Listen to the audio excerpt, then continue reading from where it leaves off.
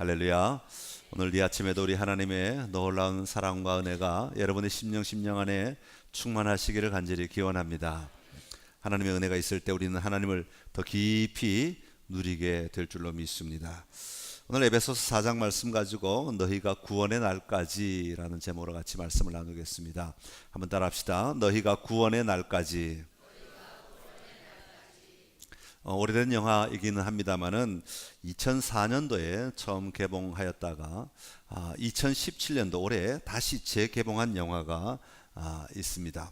제목이 뭐냐면 첫 키스만 50번째 라는 영화인데, 원래 제목은 이게 아니라, 우리나라 사람은 자극적인 걸 좋아하니까 원래 제목은 첫 데이트만 50번째 라는 그런 제목의 영화입니다. 하와이에서 해양 동물을 돌보는 수의사인 헨리라고 하는 남자가 한 식당에 비를 피해 들어가게 됩니다. 그런데 그 식당에 수많은 사람들이 있는 가운데 이 헨리의 눈에 유독 딱 들어오는 한 여자가 보입니다. 그 여자 이름이 루시라고 하는 여자인데요, 헨리는 그 루시를 보자마자 자기 마음에 사랑에 빠지게 됩니다. 즐겁게 첫 만남을 가지고 서로 굉장히 친밀하게 친해지는 그런 시간을 가지고 집으로 돌아갑니다. 그 다음날 다시 루시를 만나고 싶은 마음으로 그 식당을 찾아가는데, 놀랍게도 이 여자는 이 헨리를 전혀 알아보지 못하는 겁니다. 마치 처음 만난 사람처럼 전혀 바로 어제의 일을 전혀 기억하지 못하고 오늘 마치 처음, 당신 누구세요? 라고 마치 처음 보는 사람처럼 그렇게 대하는 것입니다. 자기를 알아보지 못하는 이 루시를 바라보면서 처음에는 장난치는 줄 알았는데, 점점 시간이 지나면 지날수록 정말로 자신을 못 알아본다는 사실을 발견하게 됩니다. 그때 그 식당의 주인 아주머니께서 자초지종을 이야기를 해줍니다.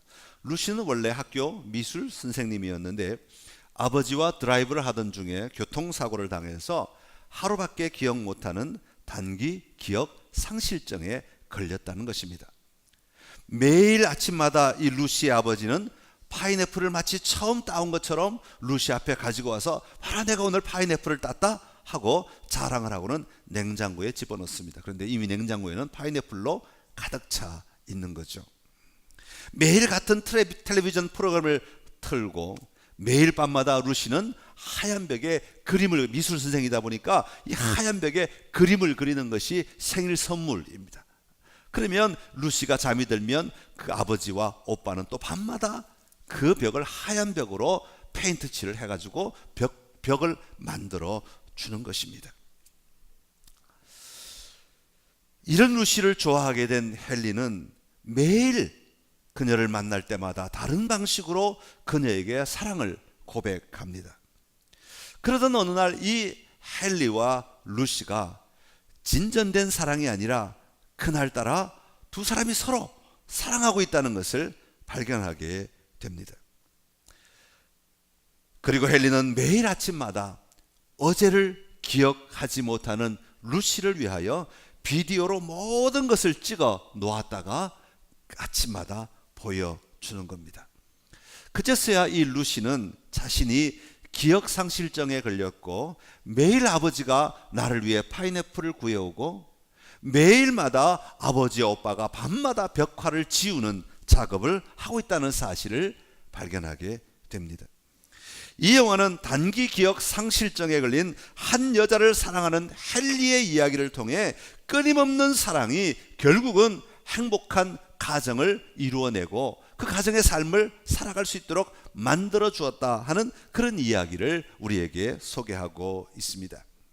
왜 갑자기 이 영화 이야기를 하는가 하면, 우리를 향하신 하나님 아버지의 사랑이 바로 이처럼 단기 기억 상실증 환자 같은 우리를 향하여 끊임없는 사랑을 베풀어 주시며, 우리로 하여금 그 사랑을 누리며 살아갈 수 있도록 날마다 우리에게 도전하고 계시고, 날마다 우리에게 그 사랑 쏟아부어 주고 계시고, 날마다 우리에게 다가오시며, 날마다 우리를 품으시고, 날마다 우리를 안아주시고, 날마다 우리를 격려해 주시고, 날마다 세워가시는 하나님이 생각났기 때문입니다. 여러분, 오늘 본문 안에도 특별히 30절에 보면 우리에게 주신 구원의 놀라운 은혜를 어떻게 누리며 나아가야 하는지를 이렇게 설명하고 있습니다. 오늘 본문 30절의 말씀을 같이 읽겠습니다. 하나님의 성령을 근심하게 하지 말라. 그 안에서 너희가 구원의 날까지 인치심을 받았느니라. 아멘. 먼저 여기서 너희가 구원의 날까지 인치심을 받았다, 그렇게 말씀하고 있습니다. 이 말은 하나님께서 예수 그리스도를 통하여 우리에게 베푸신 은혜를 너희가 받았다, 그렇게 말합니다. 이 은혜는 무엇입니까? 우리가 받은 은혜, 우리에게 임한 은혜는 바로 구원이라고 하는 엄청난 선물인 것이죠. 여러분, 구원은 죄로부터 완전한 해방과 그로 말미암은 모든 결과를 이야기하는 것입니다. 다시 말하면 구원은 구원받았다는 것과 구원을 이루고 있다는 것, 그리고 구원을 완성하는 것까지를 모두 포함하는 단어가 바로 이 구원받았다라고 하는 말입니다. 그러기에 우리가 이 구원의 날까지 인치심을 받은, 다시 말하면 도장을 꽉 찍어가지고 너희가 정말로 구원받은 자이다 라고 확정지어 놓은 그 도장을 찍어 놓았다는 그런 의미를 가지고 있습니다. 이것은 하나님 앞에서 단지 우리가 하나님의 앞에 들어가게 되었다는 것만을 이야기하는 것이 아니라 하나님을 마음껏 누리는 삶의 자리에 우리가 거하고 있고 그 하나님을 누리고 있다는 것을 이야기하고 있는 것입니다. 여러분, 하나님께서 우리를 택하셨다는 것은 예수님을 믿는 자들로만 삼으신 것이 아니라 예수 믿는 자의 삶을 살게 하심으로 마침내 그 삶의 완성이신 하나님 앞에서 완전한 삶을 살아갈 수 있도록 만드셨다고 하는 것을 포함하고 있는 이야기입니다.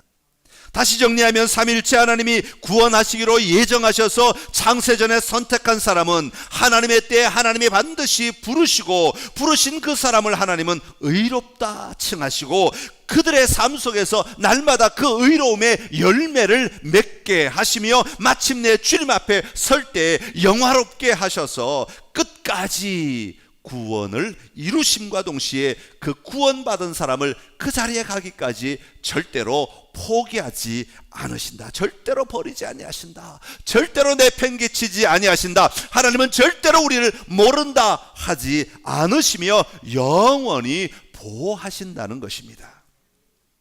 여러분, 이것을 하나님의 관점에서는 선택한 우리를 하나님은 끝까지 보호하고 지키신다는 뜻입니다. 왜냐하면 우리는 비록 연약하지만 연약한 우리를 내버려 두지 않으시고 하나님 우리를 붙들어 주시는 분이시기 때문입니다. 또한 이것을 인간의 관점에서 바라보면 선택하신 하나님의 백성은 끝까지 하나님으로부터 떨어질 수 없다는 것을 동시에 이야기하고 있는 것이죠. 이것을 설명할 때 많이 들어보셨겠지만 일반적으로 이렇게 설명을 합니다. 하나님의 손이 우리의 손을 붙잡아 주신다. 그런데 하나님의 손이 우리를 붙잡아 주실 때 이렇게 붙잡아 주시지 않고, 이렇게 붙잡으면 우리가 손을 놓아버리면 이 손이 아무리 하나님은 잡고 싶어도 떨어질 수밖에 없죠. 그래서 하나님의 손은 우리를 붙잡으실 때 이렇게 잡지 않으시고 이렇게 잡으신다. 비록 우리가 손을 놓아도 하나님의 손은 영원히 우리를 붙잡고 계신다. 우리가 때로는 낙심하고 좌절하고 실망하고 때로는 어려움에 빠지고 때로는 하나님이 미워지기도 하고 때로는 우리 마음 가운데 때로는 우리 생각 속에 막 하나님을 떠나고 싶은 마음도 있고, 그래서 손을 놓고 싶어서 놓아버려도 여전히 하나님은 우리를 붙잡고 계신다. 그래서 하나님이 손은 이렇게 잡아주시는 것이다, 그렇게 표현할 때가 있습니다. 정리하면 하나님의 참 믿음을 가진 사람들이 그 구원에서 떨어지지 않도록 철저하게 지키시고 보호하실 것을 믿는다고 고백해야 하는 것입니다. 사랑하는 성도 여러분, 오늘도 우리 하나님은 우리의 팔을 잡아주고 계십니다. 주님이 잡아주신 그 손을 바라보며 오늘도 우리의 손에 힘을 다하여 주님의 팔을 잡고 인내하며 견뎌내는 삶이 되시기를 간절히 기원합니다. 우리가 이것을 이해하기 위해서는 예수 그리스도를 통해서 우리에게 베풀어 주신 구원에 대한 확신이 필요한 것이죠. 우리에게 베풀어 주신 구원은 잠시를 위한 것이 아니라 영원한 구원임을 우리는 분명히 기억해야 할 것입니다. 요한복음 10장 28절 29절의 말씀입니다. 같이 읽습니다. 내가 그들에게 영생을 주노니 영원히 멸망하지 아니할 것이요 또 그들을 내 손에서 빼앗을 자가 없느니라. 그들을 주신 내 아버지는 만물보다 크심에 아무도 아버지 손에서 빼앗을 수 없느니라. 아멘. 할렐루야. 로마서 8장 35절에서 39절 말씀입니다. 다시 한번 더 확신을 가지고 같이 읽겠습니다.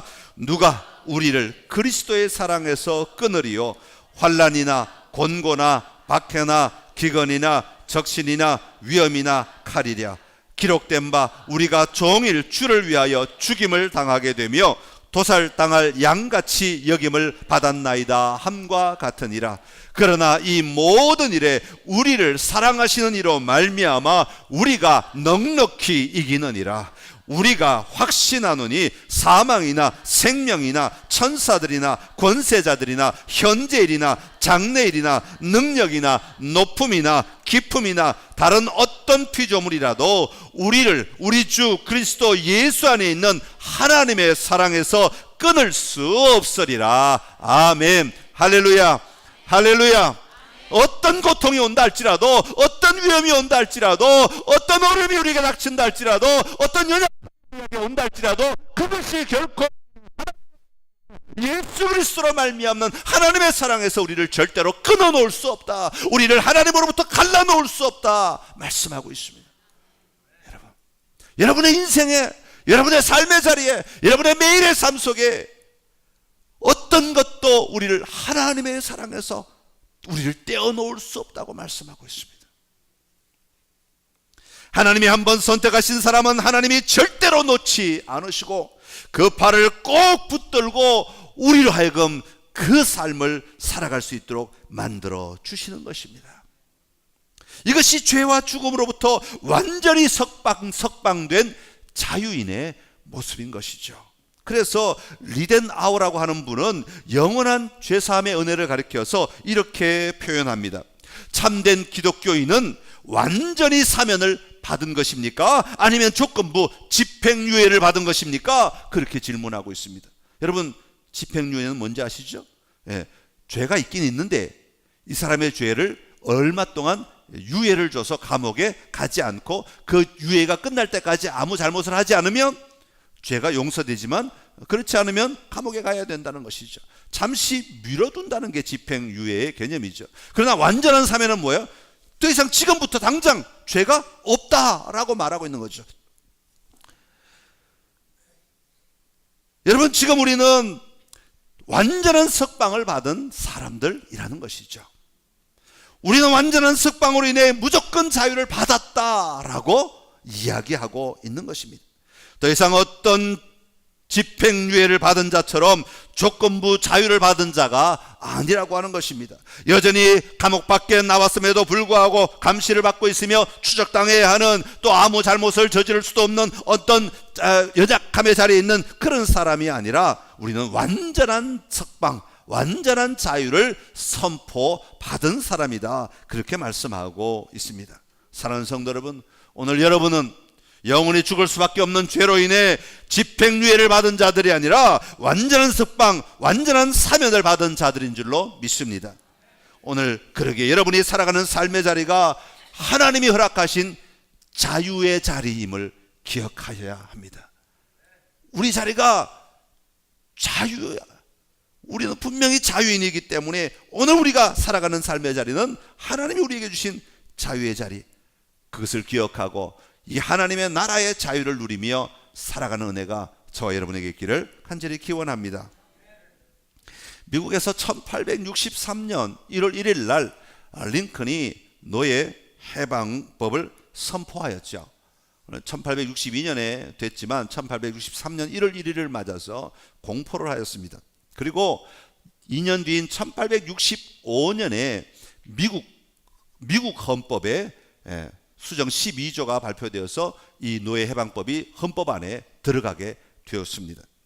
공식적으로 미국 헌법이 되었다 이 말이죠. 어느 한두 주에 의해서 움직여지는 것이 아니라 미국 전체가 반드시 노예를 해방해야 한다라는 것을 공포하게 되었다는 것이죠. 그런데 놀랍게도 법적으로까지 해방이 선포되었음에도 불구하고 여전히 당시에 노예 생활을 하는 흑인들이 남부에는 꽤 많이 있었다고 하는 것입니다.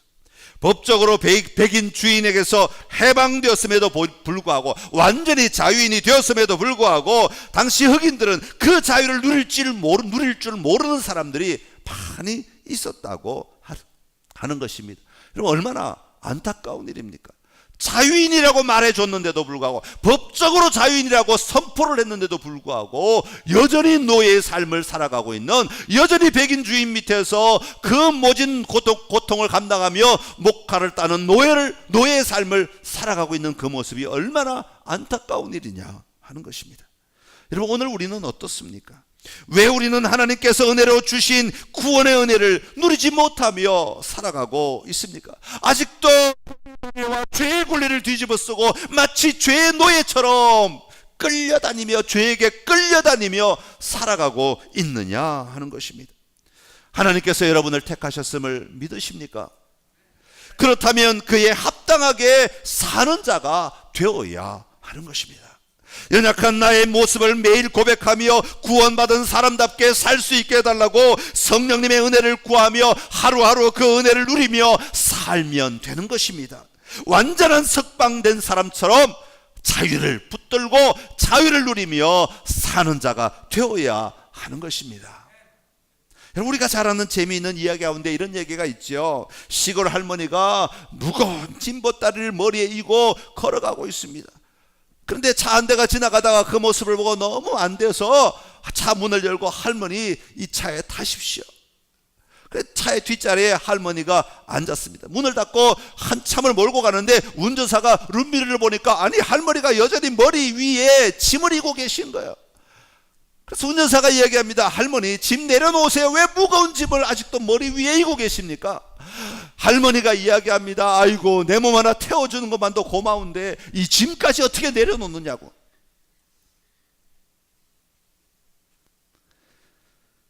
에베소서 2장 8절에서 9절 말씀입니다. 같이 읽습니다.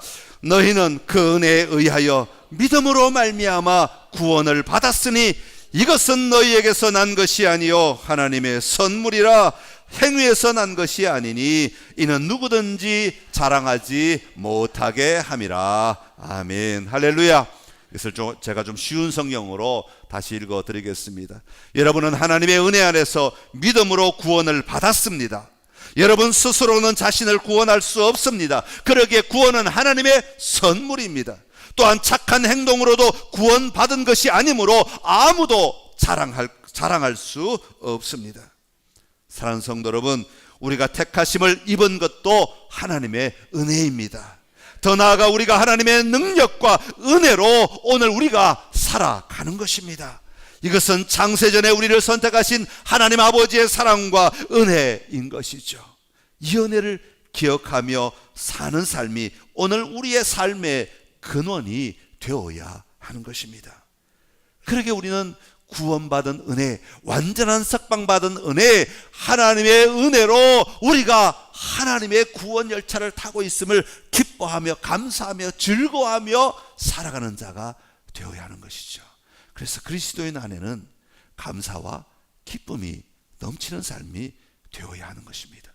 우리의 삶에 기본적으로 가진 감정은 감사. 우리 인생에 기본적으로 가지는 감정은 감사와 기쁨이라고 말하고 있습니다. 오늘 여러분 늘 감사하며 정말 완전한 석방받은 구원의 기쁨을 가지고 살아가는 은혜가 저 여러분의 삶의 자리에 충만하기를 간절히 기원합니다. 그런데 여기서 우리가 기억해야 할 것이 하나가 더 있습니다. 하나님은 하나님의 은혜의 사역이 진전되고 완성되도록 지키시고 돌보시지만 하나님의 무조건 일방적으로 하시지는 않으신다는 것입니다. 신자들과 상관없이 하나님이 행하시는 것이 아니라 신자들을 통해서 하나님의 사역이 이루어진다는 것이죠.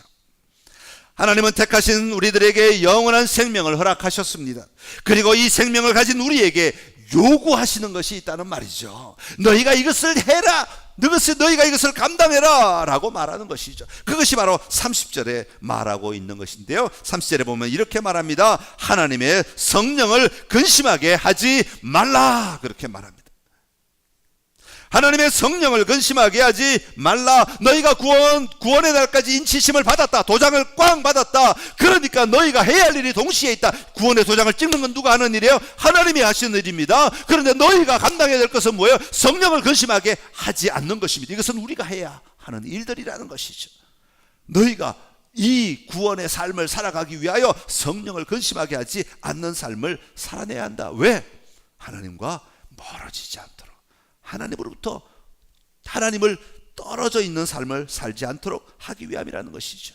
여러분, 하나님은 아브라함과 언약을 세우시자마자 아브라함에게 요구한 것이 있습니다. 그것은 뭐냐면 내 앞에서 행하여 완전하라, 그렇게 말합니다. 그냥 약속만 주시는 게 아니에요.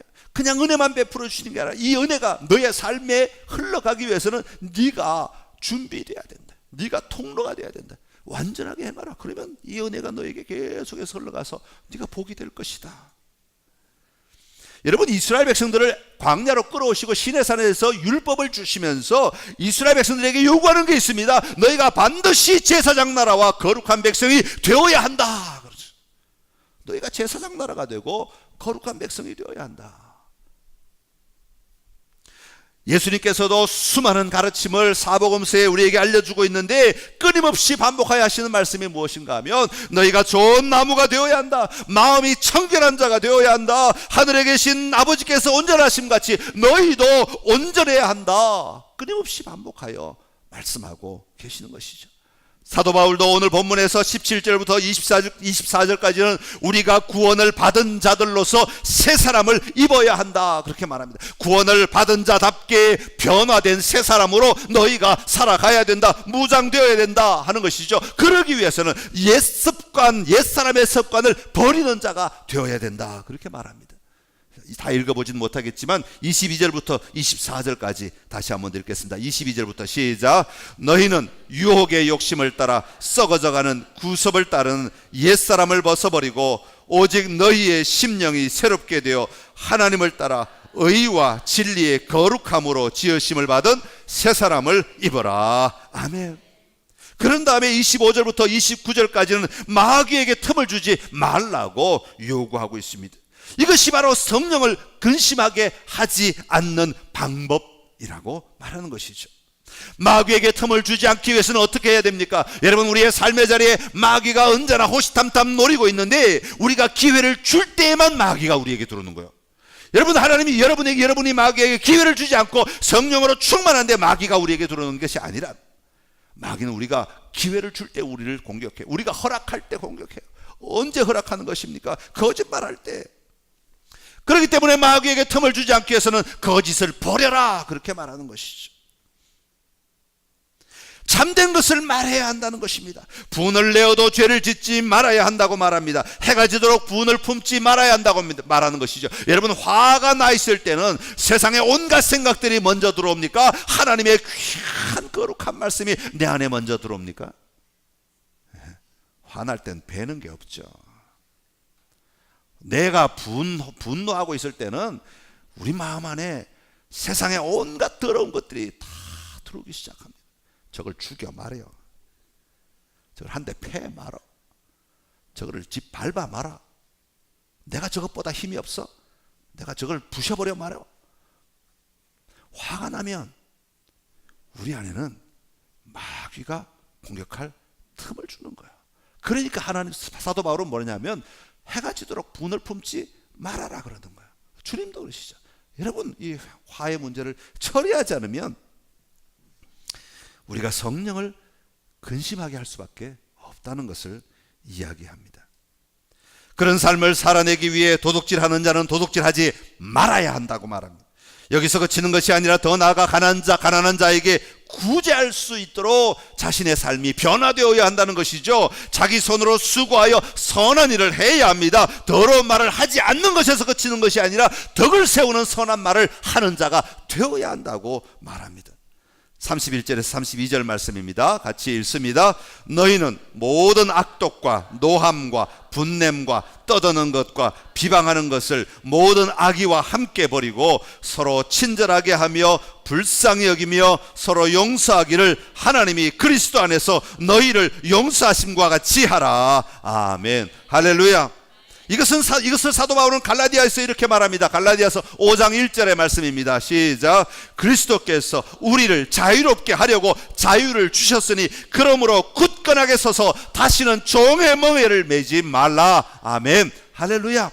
종의 멍에에 우리가 스스로 얼굴을 디밀고 목을 디밀고 나에게 멍에를 매라고 종의 멍에를 맬 필요가 없다는 거예요. 우리는 적극적으로 자유하는 삶, 하나님을 기쁘시게 하는 삶의 자리에 우리가 들어와야 한다는 것입니다. 사랑하는 성도 여러분, 우리가 비록 선택받았다고 하더라도 인간은 전적으로 타락하고 부패한 본성으로 말미암아 여전히 죄의 환경 가운데서 살아가고 있는 자들입니다. 여러분, 우리가 살아가고 있는 삶의 환경은 죄로 가득한 세상입니다. 사도 바울은 구원받은 자신의 모습을, 죄 가운데 살아가고 있는 자신의 모습의 안타까움을 이렇게 표현하죠. 로마서 7장 24절의 말씀입니다. 우리 한번 여러분의 심정으로 같이 고백하겠습니다. 오호라 나는 곤고한 사람이로다. 이 사망의 몸에서 누가 나를 건져내랴. 아멘. 여러분, 그렇죠? 저녁에 잠자리에 들기 전에 하루를 뒤돌아보면 오호라 나는 곤고한 사람이로다. 이 사망의 몸에서 누가 나를 건져낼 수 있겠는가? 이 사망의 몸에서 누가 나를 자유롭게 할 수 있겠는가? 이 사망의 몸에서 누가 나를 온전케 할 수 있겠는가? 우리는 그만큼 연약한 자들이라는 것을 얘기하는 거예요. 우리는 우리 힘으로 이겨낼 수가 없어요. 우리는 우리 힘으로 감당할 수가 없다는 것입니다. 여러분, 우리가 절대 오해하지 말아야 될 게 하나 있어요. 구원받은 사람은 절대로 죄를 짓지 않게 되는 것이 아닙니다. 왜냐하면 나는 완벽한 자가 될 수가 없습니다. 우리가 이 땅에 살아있는 동안에는, 죄가 있는 이 땅에 살아가는 동안에는 우리는 절대로 완벽한 자가 아닙니다. 교회에 나와 있는 여러분 옆자리에 앉으신 분들도 완벽한 분이 아닙니다. 그러니까 그런 눈으로 자꾸 쳐다보고 기준을 거기다 두고 옆 사람을 정죄하지 마십시오. 다 같이 연약한 자들입니다. 저도 연약하고 여러분도 연약하고, 실수 있어도 그래, 연약하니까 실수했지. 그러면 어떻게? 우리는 감싸줘야지. 부족하니까 연약하니까 부족하니까 실수하지, 넘어지지. 그럼 우리가 손잡아줘서 일으켜주는 자가 돼야지. 아이고 저것 봐 뭐 집사라는 사람이, 장로라는 사람이, 목사라는 사람이, 그리고 짓밟아, 더 죽여버려. 안 돼요. 우린 그렇게 하는 사람이 아니라고요. 우리가 연약한 자인 줄 알면 남도 연약하다는 것을 인식해야 돼요. 아무도 완전한 사람이 없어요. 이 땅에서는 아무도 완전할 수 없어요. 주님만이 완전하셔. 하나님만이 완전하셔. 아무도 완전하지 않아요.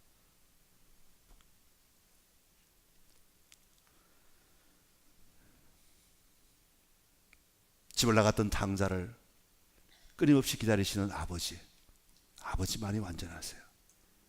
당자는 연약해요. 비록 집에 돌아와도 연약해요. 여기서 우리는 하나님의 관계성과 친밀성을 좀 봐야 됩니다. 여러분, 관계성은 하나님과 아버지와 나 사이에 맺은 관계성은 안 끊어집니다. 왜냐하면 주님이 이렇게 잡고 계시기 때문에. 그런데 친밀성은 연약해질 수 있어요. 언제? 우리가 하나님을 안 찾으면 친밀성은 떨어져요. 이해가 되십니까? 관계성과 친밀성의 단어를 이해하시겠습니까? 관계성은 하나님 아버지와 하나님의 아버지의 아들 김혁, 하나님 아버지와 하나님의 아들 딸 여러분 각자 관계성은 이미 회복되었습니다. 관계성은 분명합니다. 근데 친밀성은 나의 손이, 친밀성은 내가 때로는 죄를 짓고, 내가 때로는 연약하고, 내가 때로는 낙심할 때가 있고, 내가 때로는 흔들리가 있어서 친밀성은 때로는 왔다 갔다 할 때가 있어요. 여러분, 부모님하고 어때요? 태어날 때부터 지금까지 맨날 사이 좋으셨습니까? 엄마, 아빠 소리 지를 때가 더 많지 않았습니까? 그때마다 어때요? 저기 우리 엄마 맞아? 저 우리 친아빠 맞아? 친밀성은 떨어질 때가 있어요. 그렇다고 관계성이 깨지는 건 아니에요. 관계성이 깨지는 건 아니에요. 우리가 하나님을 떠난 것처럼 살아감으로 하나님을 향한 친밀성이 떨어진다고 하여 하나님과의 관계가 깨어진 것은 아닙니다. 우리의 과제는 어색해져간 그 관계를 다시 회복하며 살아야 하는 것이 우리에게 주어진 과제이죠. 하나님께서 우리를 하나님과 건강한 관계를 가지고 살아갈 수 있도록 끊임없이 우리를 인도하고 역사하시는 그 일하심에 반응하는 자가 되어야 한다는 겁니다. 사랑하는 성도 여러분, 우리는 우리 자신의 연약함으로 인해 나도 모르게 또 넘어지고 자빠질 때가 있습니다. 이런 우리들이 이 삶의 연약함을 이겨낼 수 있는 방법은 다른 어떤 행위보다 하나님 아버지를 향하여 감사하며 나의 아버지심을 고백하고 기뻐하고 즐거워하는 삶을 살아가는 것입니다. 그때야 우리가 반드시 그 하나님의 은혜를 회복하는 삶을 살아갈 수 있게 될 것입니다. 주여, 우린 연약합니다. 우린 오늘을 힘겨워합니다. 주 뜻 이루며 살기에 부족합니다. 우린 연약합니다. 주여, 우린 넘어집니다.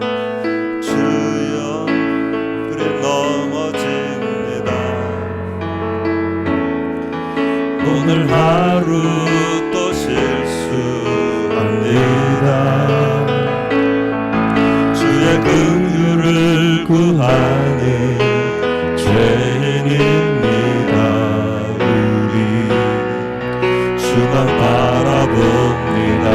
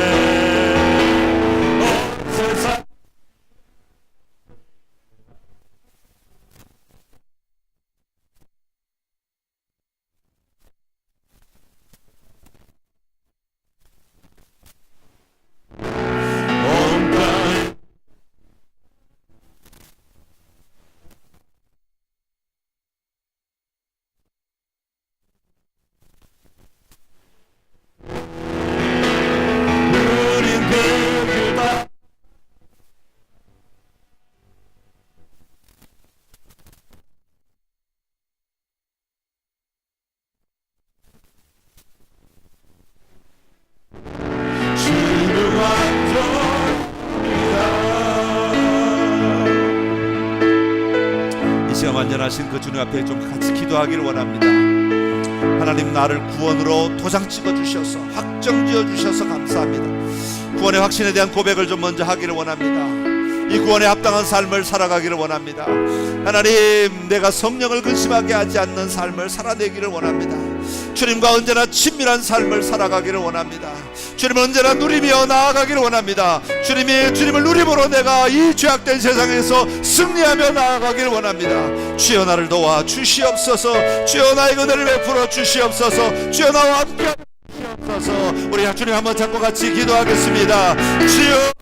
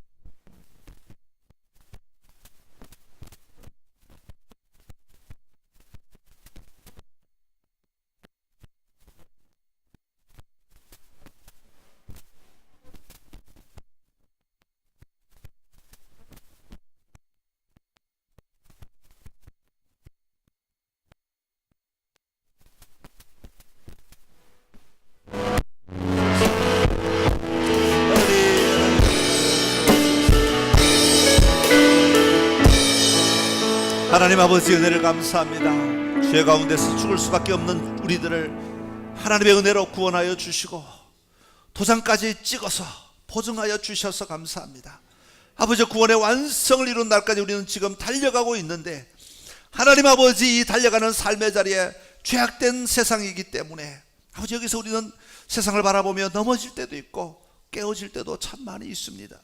아버지, 그러나 주님이 말씀하신 것처럼, 사도 바울이 가르쳐주는 것처럼 성령을 근심하게 하지 않는 삶이 되게 하여 주옵시고, 아버지여, 성령을 근심하지 않게 하기 위하여 오늘 우리의 삶의 자리에 도전이 있게 하여 주시옵소서. 믿음으로 도전하게 하여 주옵시고, 하나님의 은혜로 도전하게 하여 주옵소서. 은혜가 풍성한 삶을 살아갈 수 있도록 아버지 하나님의 우리의 입술을 지켜주시옵시고, 우리의 생각을 지켜주시옵시고, 우리의 마음을 지켜주시옵시고, 우리의 행동을 지켜주시옵소서. 그리하여 아버지, 우리의 삶의 자리에 이 삶의 승리로 말미암아 하나님의 은혜의 통로가 활짝 열려지게 하여 주옵시고, 아버지, 우리를 통하여 일하시는 하나님의 은혜들을 마음껏, 하나님의 일하심을 마음껏 우리가 누리며 살아가게 하여 주시옵소서.